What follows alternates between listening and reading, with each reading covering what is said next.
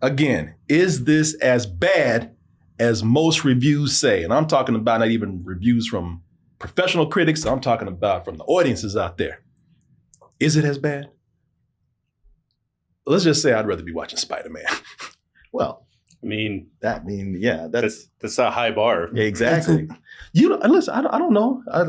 Ice Cream Man gave Spider-Man a run for his money. I might have come back and been like, Spider-Man is good, but don't sleep on Ice Cream Man. Well, if you come back and say a movie is not as good as Spider-Man, that still gives it a long range to have, be good. Okay, it's a piece of shit. Thank you. Okay, I'm trying to be nice.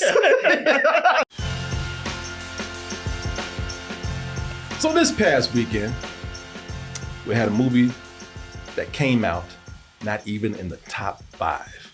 Yeah, Spider-Man's still there. Because Spider-Man's still there. Ain't nobody trying to step up to him. Yeah, he's blocking it. And that's why the Ice Cream Man said, I'm going to stay way back here at number 8.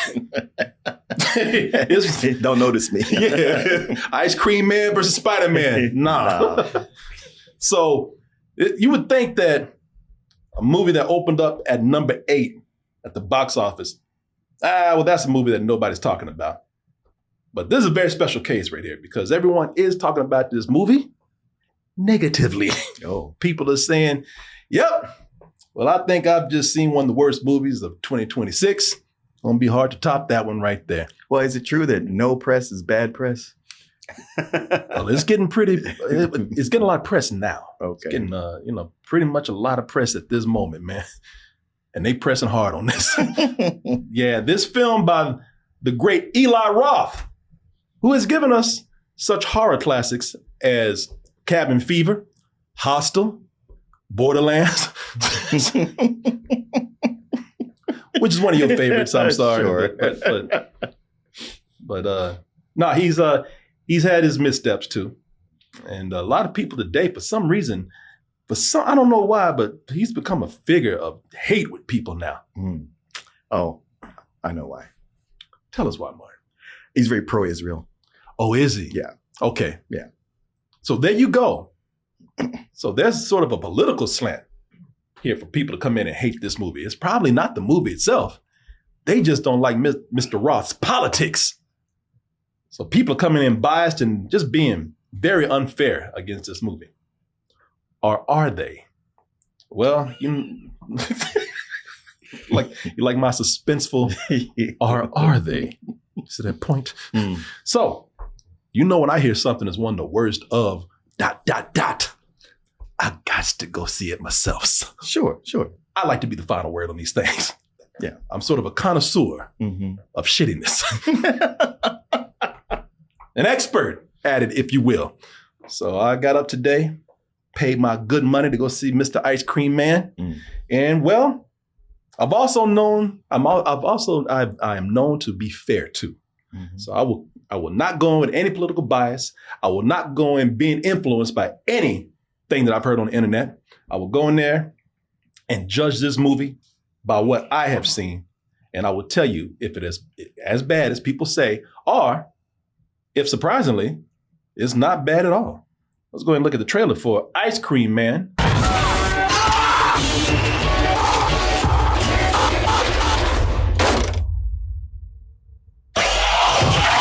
So there you go. As you can see, a bunch of kids eat demonic ice cream and the movie turns in the last 5 minutes of weapons. Mm-hmm. Is there any more to that? Well, let's go ahead and get into the review. And that's pretty much what it is. An Ice Cream Man comes to town. He seems like a good guy. He's got a nice, friendly demeanor, cool mustache, makeup, caked on makeup.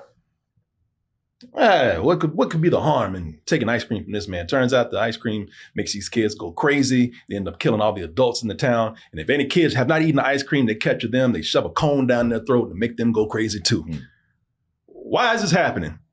And even more important, again, is this as bad as most reviews say? And I'm talking about not even reviews from professional critics. I'm talking about from the audiences out there. Is it as bad? Let's just say I'd rather be watching Spider-Man. Well, I mean, yeah, that's a high bar. yeah, exactly. Listen, I don't know. Ice Cream Man gave Spider-Man a run for his money. I might have come back and been like, Spider-Man is good, but don't sleep on Ice Cream Man. Well, I mean, if you come back and say a movie is not as good as Spider-Man, that still gives it a long range to have, be good. Okay, it's a piece of shit. Thank you. Okay, I'm trying to be nice. People, there are also complaints about AI with the movie. That's another thing. That's another thing, yeah. So I didn't know about the Israel thing, which I get it because I think he's Jewish. Yeah. So I could see that being something that where people would come in and complain about it. But there's also, people are very touchy when it comes to AI. And there's a lot of AI in this movie. And it's bad.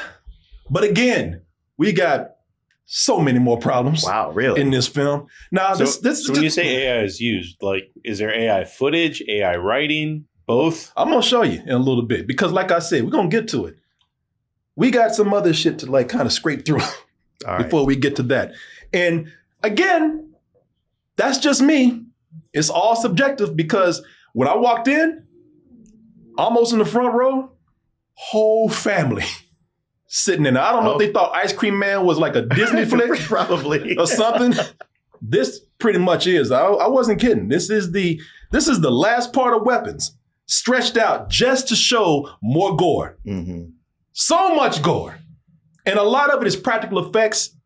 And I'd be lying if I had said it didn't look great. A lot of the effects look cool. And I respect that they did use a lot of practical effects. But there's hardly any break between the gore. They just keep going and going. And they get to the point where, do you remember that part in From Dusk Till Dawn where the vampires are playing dead bodies like guitars and whatnot? Yeah. The kids, they start using the body like playground toys, intestines as jump ropes, playing basketball with heads, making snow angels in blood. And it's just, it gets to a point where it's not shocking anymore. It's not even that funny anymore. You just become, okay, we doing this. You just numb. Yeah. You just numb to it. People, when you see enough violence, especially crazy violence like this, and they just keep doing it without a break, you just become impartial to it. It's like, okay. And that's not the main problem. Because that could work. Even constant silly violence and gore, it can work if you're into everything around it. And I was not. I got nothing else. Listen, y'all, we've seen so many movies. Peter Jackson, the beginning of his career, he made movies where it was just ridiculous violence. But his writing was clever with the characters. The dialogue was funny, and those characters you liked. Yeah. With this, man, with Eli Roth, the only time he used his imagination was when he creatively found ways to mutilate people. Oh, okay. None of this went into his characters. None of this went into the story. And again, I'm speaking for myself here. And so, that's one of the biggest problems. There's no interesting characters. Where with this kind of movie, there was a key element for me that was missing for making characters that actually would have worked amazing had you approached that right. Because there's no interesting characters here, just a bunch of types. Every junior high kid in this movie is either a wimp or a bully. And this town got so many wimps in it that they got 2 bullies. Or they had to get coverage. Yeah, they had to work independently to cover the town, man, because it was just too many wimpy kids sitting around here. Are the bullies the heroes in this movie? Would that be spoiling it? One of them is, but that's another problem. He just comes out of nowhere because you don't get to know that bully. Hey, I stole a bike. I'm a bully. That's all it is. Was Eli Roth involved in Send Help? Because this seems like that. No, that was Sam Raimi. Oh, that's much better movie, by the way, because you had characters that you liked. Sure, but I just mean that they take a character that is like normally the bad guy and they'll like twist it once in a while. Sometimes it works, sometimes it doesn't. Well, Marcos, first of all, you gotta have characters. You ain't got no characters in here. You got types. These dudes also, like the original Ice Cream Man, is just a schlocky gore fest already. So he just wanted to make the same movie. Yeah, and you could, but like I said, there's no there's they're just types. We already talked about the bullies and the wimps. Of course, the wimpy kids, they got hot sisters, older sisters, because they always do. And I'm not trying to sound, perverted or anything, but, and for side characters, as I said, that's fine. They can be all kind of types because this movie's kind of campy in its own way. It's schlocky. So nobody's going in looking for anything deep. Believe me, because somebody's going to say that. You're going to see Ice Cream Man, dude. Come on, it ain't that deep. Yeah, but you ain't got to be shallow either. You had something here to where you could have made very interesting characters. The main character, Jared, Charlie Zeltzer. He's one of the main heroes in the movie. And for a lead character like that, he's okay. He has a couple of good lines, but other than that, he ain't got no personality. You know what his personality is, and this is a mistake when working with kid actors. His personality is kid actor. Yeah. I don't know why the town's going crazy.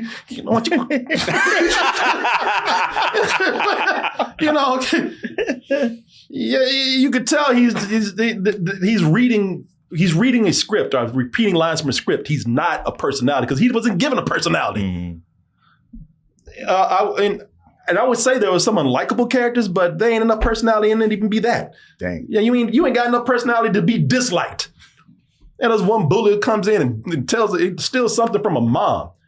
Like a mom's trying to give an ice cream to a kid, and the kid steps up and just takes the bully, and the mom says, "Why'd you do that?" And the kid is like, "Well, I'm sorry that your son is such a pussy." And I was like, man, this is so ridiculous. Mm-hmm. He is such a try-hard bully. I can't get mad at you. Normally looking at that, I'd be like, I'll whoop his little ass. I was like, this is not even real. Okay.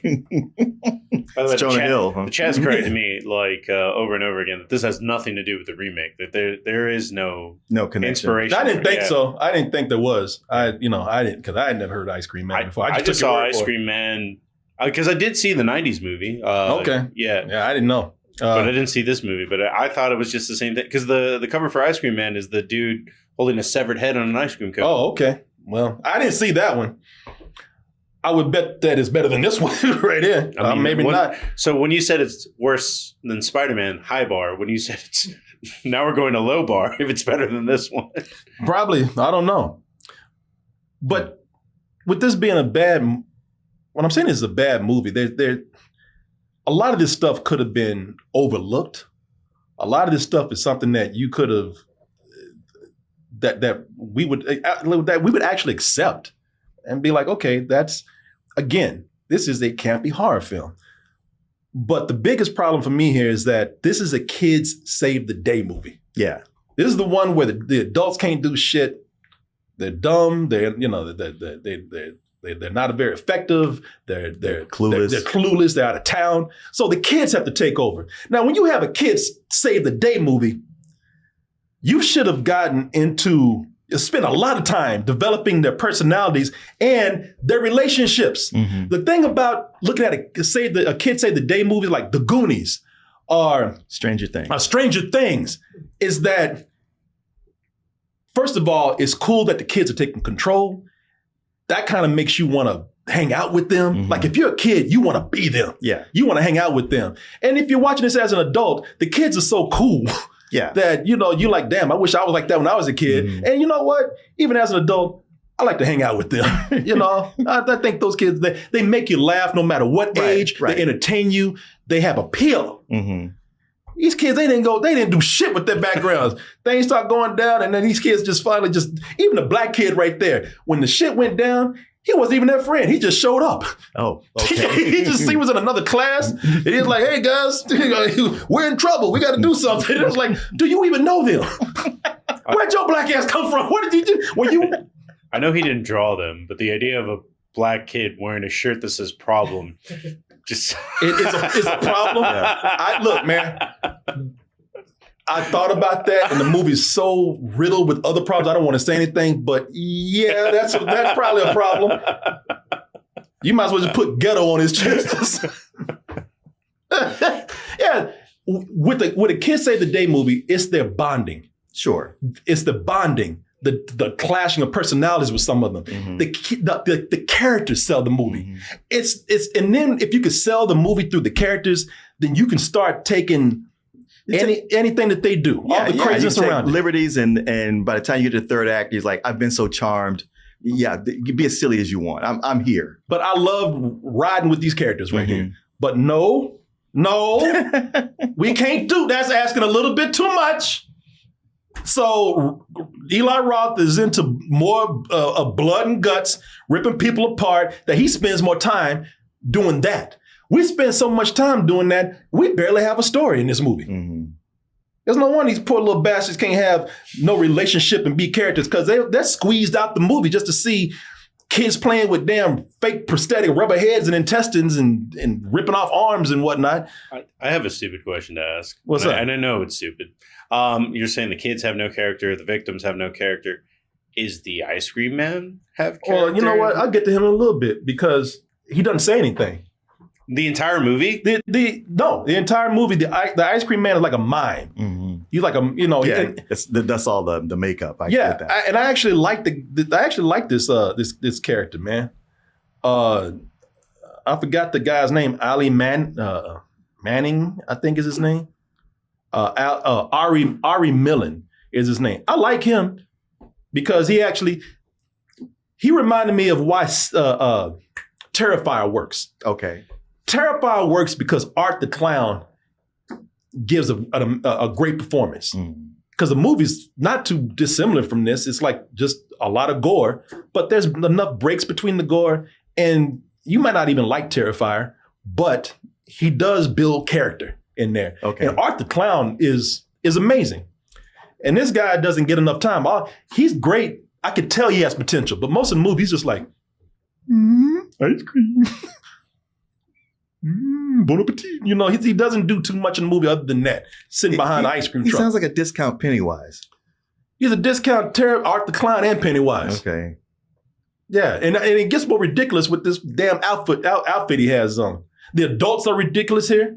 The adults are downright stupid. I mean, listen, the kids ain't got no personality. The adults, because they have to be killed, because that's the thing in the movie. Most of the adults are the ones that are murdered. The adults are just fodder for all the gore that's there. So, you know, like you see when kids just need something to tear apart. So the adults are just dumb. You know, they stick around when something's going on. They see shit is wrong with these kids in their class. They don't go to the principal and ask if anything's going on. They don't call 911. And I know this is supposed to be somewhat of a dark comedy, but you know, it's obvious that you didn't want to write your characters with any kind of intelligence because you just want them to be dumb enough to die. Mm-hmm. There's a mom in the movie. Her kid is walking up to her with some gardening shears about to cut her ass. And she's talking about, it's one thing to say, you know, to love your son and say what's wrong and kind of be dumbfounded for a moment. It's another thing to see a kid with some sharp objects about to impale you talking about, come give mommy a hug. Get the out of here with this. And then you're going to be surprised when you trip over something like, no, please, mommy loves you. Get the out of here with that. Well, you know how white parents are with the soft parenting. Yeah, man, these black people in this movie just as stupid as they are. Police come to town. Hey, what are you kids doing? Hey, oh no! Oh! How'd your big black ass get surrounded by these kids and end up dying? This big ass black dude comes out there in the middle of all these kids and it's like, and sees something wrong, instead of like calling in, like, that's another thing that made me mad. The black people dumber than the white people because black people know when to run. That black dude wouldn't have called shit until he was out of town. I mean, it was a cop. He would have just pulled the gun and start shooting. Oh, it was too many of them. Nah, he would have jumped. Trust me, you saw this? Any smart black character in a horror movie would have jumped in the car and said, this, and got out of city limits and then called that shit in. My little crazy white kids over there. No, his black ass gets out the car and the kids are like, they're like, and he's gonna try to challenge them. What y'all laughing about? What's so funny? You see the kids got blood on them. You see they covered up in demonic ice cream. What somebody give me an answer here. I want to, oh God, oh! Like, that's what your black ass gets. You stupid son of a bitch. Is it a dumb Tucker and Dale, two cops scene? No, it's one cop. One cop. One cop shows up and gets out the car. What the hell going on here? Oh, you crazy kids now? Y'all be quiet. Oh God. Yeah, man. It's the adults are way too stupid. And since nobody has any character in this, no one, the dialogue is going to be terrible. So this is how bad things are with this dialogue. Eli Roth, as we've been talking about, appears in a early dinner scene with his family. He's the father of the main kid. And I guess they're riffing or improvising or whatever, because for some reason, they start making, you ain't gonna believe this. They have a whole 2-minute dialogue. They talking about Mitt Romney. Yeah, who? What? For those who don't know, and some of you don't, Mitt Romney ran for president against Obama in 2012. Yeah. They sit up there cracking Mitt Romney jokes like 2012 was yesterday. Oh, good Lord. Yeah, somebody talked about I don't even get the joke. Somebody talked about bringing a speaker to the beach. And they were making jokes about, are you going to bring a public speaker there? You're going to bring Tony Robbins? Somebody else is like a strange reference. Oh, no, you're going to bring Mitt Romney. Mitt Romney. And I'm like, what the am I missing something? Mitt Romney?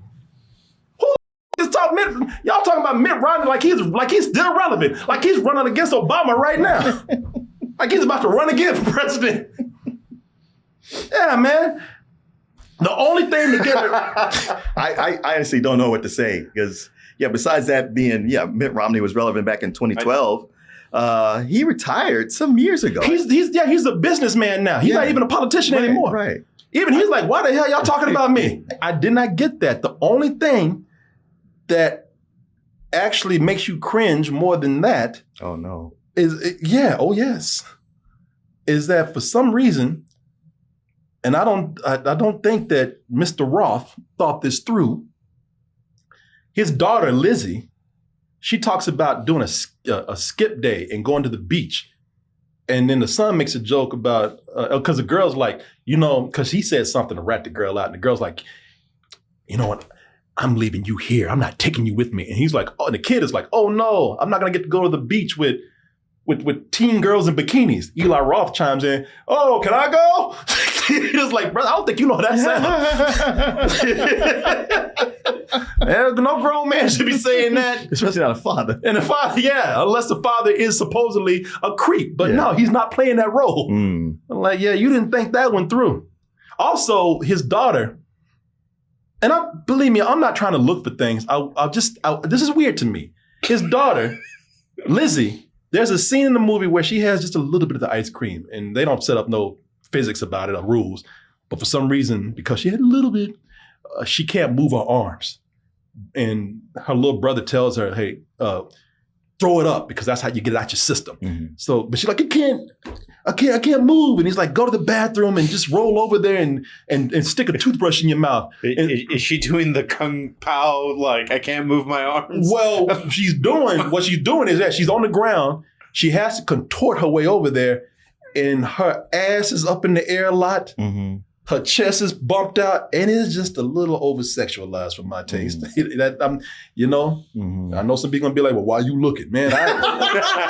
This big, I'm watching this on a movie screen, and I'm just saying, but I ain't out there saying that there was any kind of. I'm not giving accusations of anything. I'm just saying it was just a little weird. Mm-hmm. It felt a little uncomfortable watching that. But like I said, bigger things to talk about here. Let's finally talk about the AI, man.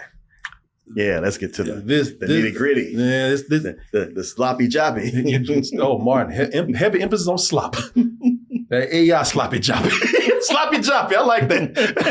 Good old sloppy joppy. Yeah, sloppy joppy was here, man. Yeah, sloppy joppy's presence was felt very much in this movie. This movie is an argument for not using AI. Mm-hmm. Like if you on the fence about AI. Like whether it should be used in the mainstream or not, there's arguments for both. But looking at this, it's like, oh hell no, because it is At least not how Eli Roth is using it. It is terrible. So in the film, there's certain bits of gore. Let me see if I can find, because they put some stuff in the movie that you can actually see that's bad. So there's one scene, somebody's getting their face bashed in, and you could tell it's complete AI the way the brain and blood jiggle. Mm-hmm. AI has a very... It's got a sheen. It's got this very mercury flow that's like feels like CG. Yeah. And it's like, it just moves too much. It's not realistic. You can tell that a computer made that. There's what else was there, man? Fake neighborhoods. I have it right here. There's so many scenes of fake neighborhoods on fire, and that fire looks terrible. That neighborhood looks terrible. That ain't even moving, Martin. You can already tell. Yeah. Look at that. You see that? Let me go back again. Look at this. Just the brief moment that you see it moving. Look at, you can tell that's AI, all that fake ass fire. Yeah. There's a whole flashback scene that you can tell was done by AI. And it's just like, man, you could have filmed that. Now you're just being lazy with this. Is it black and white? It's grainy. They put like a movie grain on. Ooh, the worst. That cop I told you about? Yeah. They're like, hey, what the hell y'all doing? And the cop is AI. on one part. First of all, bad look tying a black man to the back of a car and dragging his ass. Ooh. But the only reason why, look, can't nobody get mad at this because that looks so fake. You might as well have made that like a damn 2D cartoon. Because the smoke is all, like they dragging him, the dust off the ground is fake. The way he's moving, it looks like a damn cutout or something. and then he hits a pole and it's like, okay, all this looks terrible. Mm-hmm. It's one of the, like, if you can't tell that anything else is fake, you look at that and that's on the big screen, it's like, wow, that looks awful, man. It looks like it's AI, but it looks like a bad CG effect. Yeah. Also, the movie just looks cheap, man. It does look cheap. Right? Yeah. I mean, that's the thing, like I'm always saying like, well, man, I don't like horror movies. But apparently there's been a bunch of horror movies that I have liked, but those have stepped up their game. Yeah. But Eli Roth is from the old school of like, hey, it's all right if it's campy or schlocky and I love B movies and I ain't trying to do nothing special. Well, Martin, he didn't do nothing special. That's what I'm saying. That's his brand. For a guy that has worked with big Hollywood talent, actors, I'm sure people behind the scenes, behind the camera, this looks like a damn YouTube movie, man. For one, it's all flat and brightly lit. Mm-hmm. There's no atmosphere in this movie. It feels like there's hardly any creative lighting in this. It all takes place during the day because they want to emphasize it's summer. Kids have to kill teachers, so they have to go to school. So I don't know what they could have done, but there is no creative atmosphere to this movie. It is all very flat. I would think the whole thing was CG if I didn't know any better, man. It feels like an amateur who just wants to play with a lot of fake blood, rubber, and guts. Which is fine for a movie that's gonna premiere on Shudder. Yes. Yeah. That's the vibe I'm getting. But theater? Come on, bro. But even the few Shudder movies I've seen recently look better than this. Yeah. Yeah. No, it's don't want to end up, because I've seen a lot of movies that have been made with a cheaper budget. Mm-hmm. Obsession, that movie was nothing but mood. $750,000, and this looks like a damn Tubi movie or something over here, man. I'm gonna tell you how bad the dialogue is again. They have a couple of characters. One, your main man over here, whatever his name is, the main kid, the kid actor. Yeah, Child Roth. Seltzer. Yeah. He looks at one of the characters and said, "Something's happening." Another kid looks at him and says, "Something evil." This is happening. No shit. We've seen how many people die so far. So I'm still laughing about Mitt Romney. Man, that's crazy, right? That would have been cool. They killed him in the movie or something, but yeah, they just mentioned him and it's moving on. Like I said, there's barely a story here. So much so that when the movie's almost done, they're like, oh shit, yeah, we should tell people what this is about. We should tell people how all this is happening. Okay. And like I said, I like Ari Millen, who's the ice cream man, but man, his explanation is silly. And I this is one of those movies where I can spoil this for you, and it ain't gonna make a bit of difference. Oh, please. It ain't gonna. Yeah, I dare you to say spoiler. I'll slap the shit out of you. This. So they have to give an explanation for Ice Cream Man. Where'd he come from? What's his motivation? Why is this happening? The horrors. And so they had just they find a priest in a freezer that got locked in a freezer, and they pull him up, and they find out he's still alive. He's like he's frozen, but he's like, "This is all my fault. I had a hand in this." And the kids are like, "Oh, do tell. What happened?" Asshole. And the guy tells the story like, "Well, at one time, the Ice Cream Man was really just a guy who loved children and wanted to make children happy. But then priests started raping kids in the church, and they didn't want to blame them, so they needed to blame somebody. Let's blame the Ice Cream Man." You know, they Candyman this dude? Yeah, they did. They straight up Candyman this dude. They're like, "Oh, first of all, he's new in town. He's a foreigner too." They're like, "Oh, hell yeah, let's blame the Ice Cream Man." Now, here's where things get funny. So they take him to court, and they have all the kids. I don't know how they did it. I don't know what they did to bribe these kids. They gave those little bastards something good, because every kid in town comes to court and is like, "Yeah, that's him. He did it." And every time they cut to him, so obviously the Ice Cream Man got arrested, had time to go to court and get a lawyer and everything. He's still in court wearing that damn ice cream outfit. He's in court with that damn Pee Wee Herman bow tie. That damn soda jerk outfit on. And they put his ass back in jail. And he's sitting in jail with that outfit. I don't think they let you never mind. Yeah. Go ahead. Okay. And oh yeah, shit, I don't know. A necromancer comes to visit him. What? What? Just a wizard comes out of nowhere. Man, this is some making shit up on the spot type thing right here. Yeah. I don't know. A necromancer comes in and says, "Hey, you know what? If you work with me, I will make sure you have your revenge, Mr. Ice Cream Man, still wearing your bow tie and bullshit."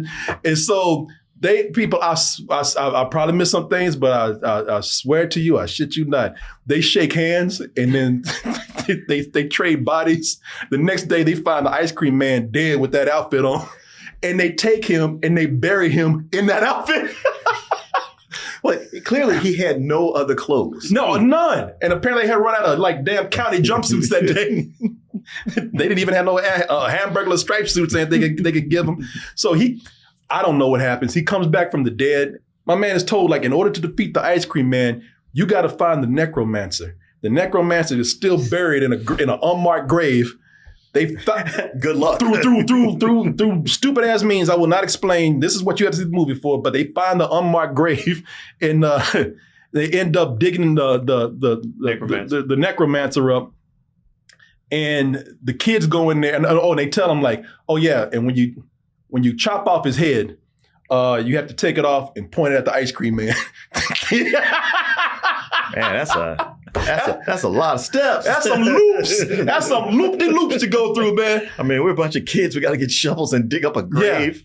And you know how long that takes? And so yeah, these kids got to go dig up this damn necromancer, chop off his head, and point it like you pointing damn Medusa at the Kraken, right? to defeat him. There's a twist here. So at the beginning of the movie, Eli Roth's character is talking to the kids and talking to his son Lizzie and telling her like, "Go, hey, yeah, if you want to do something, go. You're about to go to college. Spend some time being what do you call it? Intern. Be an intern at a law firm. Okay. Because your grandfather was a great lawyer. I'm a lawyer. It's going through the family. Turns out the lawyer that got all the kids to turn on the Ice Cream Man, that was his dad. Okay. So the Ice Cream Man just simply wanted his revenge. So it turns out, and they didn't explain how this happened at all. When your man, the main kid, got his name, when he goes in there to take the head off, he just chopped the necromancer's head off. But now we got some We got some 7 thing going on where it wasn't a necromancer. The necromancer was the dude in the freezer. Turns out the so-called necromancer that was in the grave was Eli Roth. So the kid cut off his own dad's head.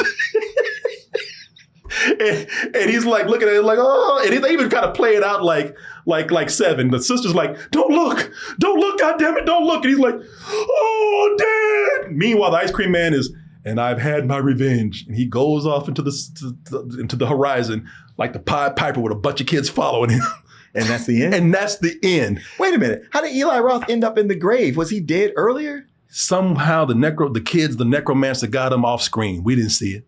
Okay. And when they cut the head off, they didn't see who it was first? No, because the necromancer had a hood on.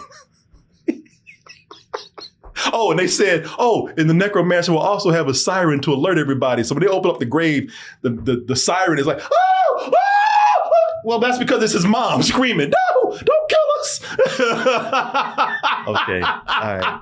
I shit you not, man. And a lot of these things I just made up on the spot. It sounds made up on the spot. Yeah. But what if then? But what if next? And that is why you had that little Asian woman saying, I didn't like that ending. I was like, sister, you were 100% right. That's the only time I say, scream it to the heavens. Talk as loud as you want to. Okay. How much actual screen time is spent on the flashback? This is like the last 10 minutes. It's 10 minutes from like the priest being like, oh, I accidentally too. This is a priest telling them. Yeah. For 10 minutes. Yeah. The last 10 minutes of the movie. How long is the movie? An hour and 40? Hour 30? Hour and 28. I mean, it's just enough to make it a feature. This is some of the silliest shit I've seen. I know you're supposed to be campy and silly on purpose, but you have gone beyond silly. This is goddamn ridiculous. It just sounds like a waste of everybody's time. Yeah. So 10 minutes of setup, an hour of killing everyone, 10 minutes of backstory. Yeah. Yeah, 10 minutes of setting up character you ain't interested in. Oh, let's just kill everybody for an hour and have fun. Oh yeah, shit. Oh, let's just make up some stuff for the last 10 minutes. Which is exactly what you did. That whole ending is a afterthought. Yeah. I personally, now look, it's probably not as bad as I'm going to say, because it, I think for a lot of people it'd be some old bullshit. But just because you rush things near the end, I can see you did, and you didn't even care. You just gonna make shit up on the spot. No, you. No, hell no. I was about and I don't even hate the movie. I'm just kind of like, I laughed at some things. Most of it, I just kind of rolling my eyes, and I was just, like I said, I was just kind of numb to it. I was like, this is the director having fun. Mm-hmm. Oh well, thank you for being the Jesus figure who died for our sins. Believe me, Jesus heard me calling his name a lot during this movie. Jesus. Wow. Then just think, next week, Gertz will be calling you to go see it again. Yeah. Well, you know what? Gertz can go kiss my black ass. I just keep thinking that we hit the bottom at some point. Right? Yeah. But nope. Nah, man. We still got Cat in the Hat. Don't tell him that, man. Yeah. I have a feeling that's going to go straight to video. Yeah. No, it's not. It's not? No. I can dream. Yeah. Keep dreaming, man. Well, would you look at that? You made it to the end of the video. That means you really like us. So just go ahead and press that like button and subscribe while you're at it. And check out our other channels, our social media like Instagram, TikTok, and our Patreon, where we have new stuff coming up all the time. And we'll see you on the next video.